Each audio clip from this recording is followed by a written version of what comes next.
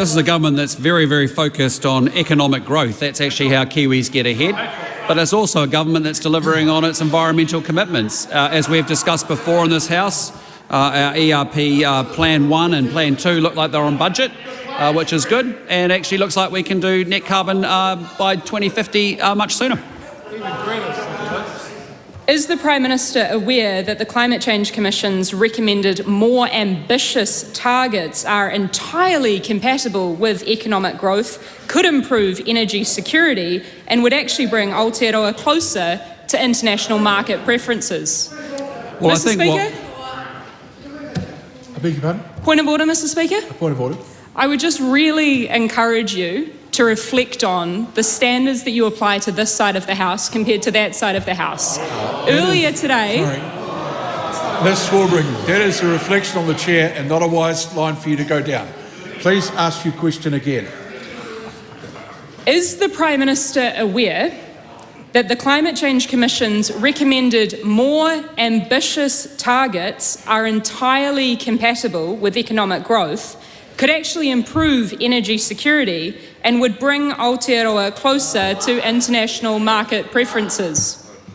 Well, as I said to the member before, we're on track to deliver on our commitments, but this is a government that is unapologetic that we are prioritising economic growth.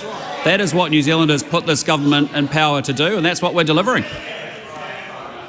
Is the Prime Minister aware that weakening our methane target, as his government has signalled that it would place a far higher emissions reduction burden and therefore a higher cost of living on households and businesses across this country? Cabinet hasn't made any decisions about methane targets.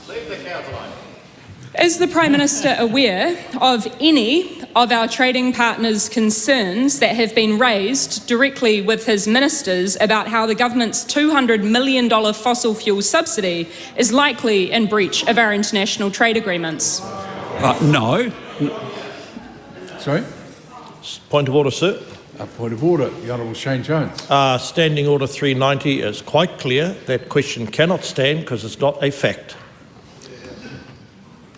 Just allow me to have a wee look for a moment here. Facts beyond what's required to make the question intelligent.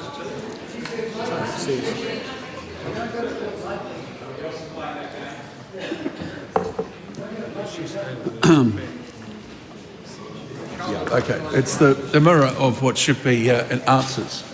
And I think if we were to go down that track, then we would be in some trouble because virtually any question asked in the House, and I've just circled, as it happens, 3 questions today that massively breach the system, and I will look for the Hansard because I know that there are answers in those Hansards that also could be considered to be out of order if the 396 was strictly applied, as I said at the start of today. But in the question, Chloe Swarbrick asked whether something had happened. And that is not out of order. It's quite reasonable for the Prime Minister to answer. Second point of order, sir. Further to the point of order after I've just ruled on? The expression I referred to was subsidy. Sorry? The expression I referred to in the member's question was the word subsidy. It's not a subsidy. It is not a subsidy. Well, that would be a good answer from the Prime Minister. Prime Minister? Well, what I am aware of is that we are the only country that I'm aware of that is making the rather unique energy transition from domestic gas to imported coal. And that is a function of the previous government's failed energy policy. No, that's enough. And that is why... No, Prime Minister, that's enough, thank you. Is there another sup? No, point of order, Mr. Speaker. Point of order. My question was directly about whether the Prime Minister was aware as to whether any of his ministers had been advised by international trading partners about whether a potential subsidy was in breach of our trade agreements.